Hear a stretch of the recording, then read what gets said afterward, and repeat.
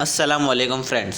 आज के सी plus plus के लेक्चर नंबर 3 के अंदर हम डेटा टाइप्स देखेंगे और डेटा टाइप का नाम सुनते ही हमारे जहन में जो 3 बेसिक सवालात आते हैं उनको देखेंगे। लास्ट वीडियो में हमने बेसिक सिंटैक्स देखा था सी प्लस प्लस का और आज हम डेटा टाइप्स देखेंगे कि सी प्लस प्लस में कौन कौन सी डेटा टाइप्स होती हैं और इनकी क्लासिफिकेशन किस तरह हुई है और इनको क्लासीफाई करने की हमें ज़रूरत क्या पड़ी और डेटा टाइप्स की हमें ज़रूरत क्यों पड़ती है।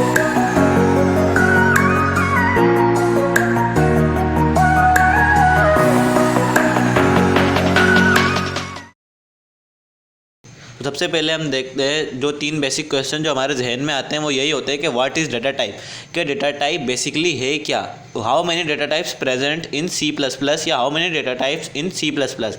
और दूसरा क्वेश्चन ये आता है कि डेटा टाइप्स जो है वो कितनी है, अगर सी प्लस प्लस में डेटा टाइप हैं तो डेटा टाइप कितनी है, और अगर डेटा टाइप्स हमारे पास जस्ट सपोज 5 होती हैं तो उनका सिंटैक्स क्या है, उनको हम क्वालिफाई कैसे कर सकते हैं, उसके अंदर वेरिएबल्स कैसे दे सकते हैं, कॉन्स्टेंट कैसे दे सकते हैं। तो आज हम इन्हीं 3 बेसिक क्वेश्चंस को देखेंगे। तो सबसे पहले हम देखते हैं what is data type. Data type is an attribute और characteristic that qualifies that which type of data is given to variable I, integer, float और कैरेक्टर।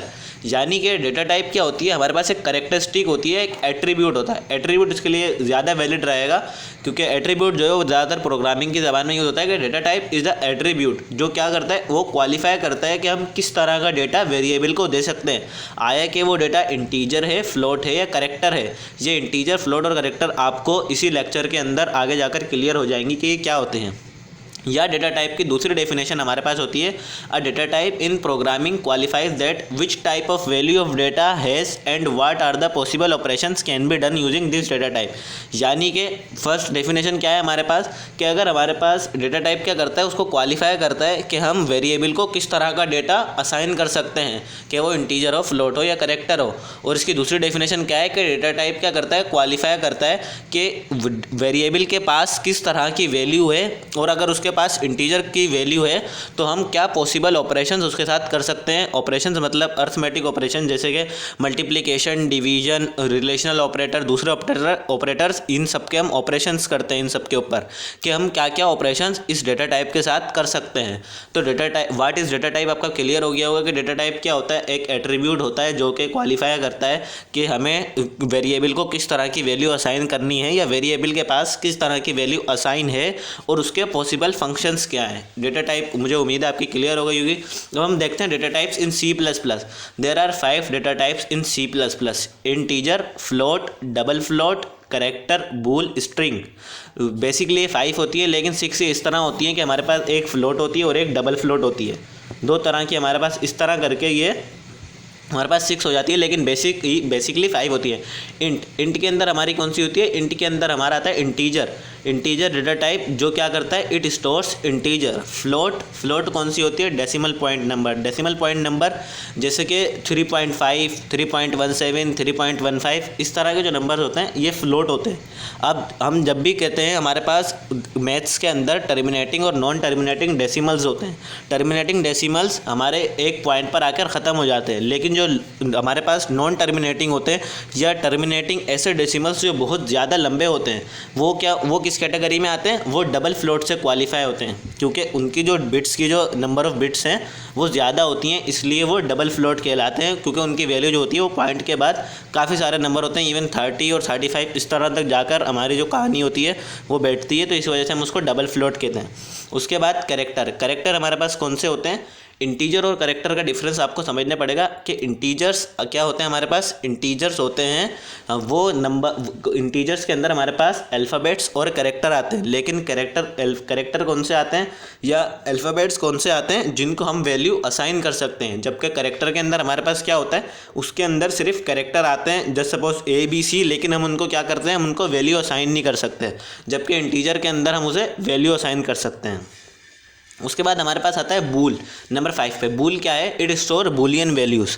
अगर आपने लॉजिक गेट्स पढ़े, and gate, not gate, and nand gate, nor gate, इस तरह के gate जो होते हैं हमारे पास जिनके ऊपर बेसिकली ट्रांजिस्टर बेस होता है और ट्रांजिस्टर के मिलियन ऑफ ट्रांजिस्टर मिलके एक माइक्रो प्रोसेसर और एक PC या लैपटॉप या मोबाइल फ़ोन ऐसी कोई भी डिवाइस बनाते हैं, तो वो क्या करते हैं, वो बूलियन वर्ड पे काम करते हैं, यानी कि जिसका रिजल्ट ट्रू होता है, फॉल्स होता है या 0 या 1 होता है। वो जो वेरिएबल होते हैं 0 और 1 वन को स्टोर करने वाले या ट्रू और फॉल्स को स्टोर करने वाले वो बूलियन वैल्यूज़ कहलाती हैं, और उनको जो क्वालिफाई करते हैं वो बूल के ज़रिए करते हैं।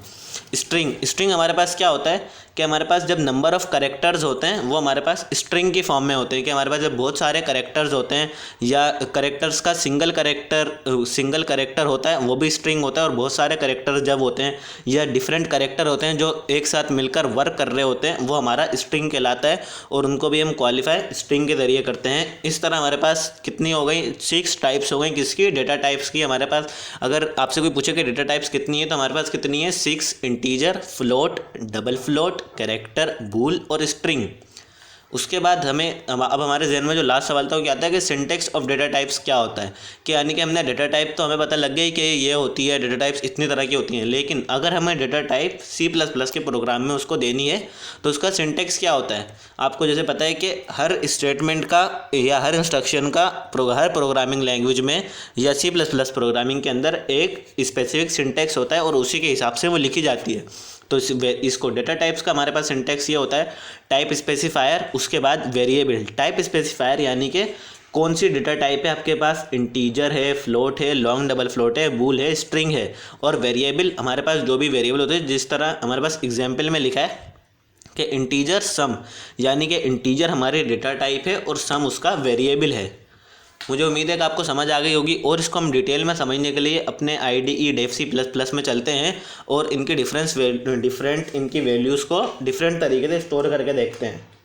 तो इधर हमारा सबसे पहले स्टार्टिंग यहीं से होगी, हैश इंक्लूड आयोस्ट्रीम, और हैश इंक्लूड आयोस्ट्रीम आपने लास्ट वीडियो देख के इन सारी स्टेटमेंट का मतलब समझ लिया होगा कि यूजिंग नेम स्पेस STD हमारे पास क्या होती है, और उसके अलावा हमारे पास इसके अंदर नेम स्पेस STD के अलावा इंट मैन क्या होता है, मेन फंक्शन क्या होता है, ये सारी चीज़ें आपने समझ ली होंगी। उसके बाद यहाँ पर हमारे पास अब हम इसे देते हैं इंट a = 10 या a = 10। ये कौन सी डेटा टाइप है हमारे पास, ये है इंटीजर डेटा टाइप।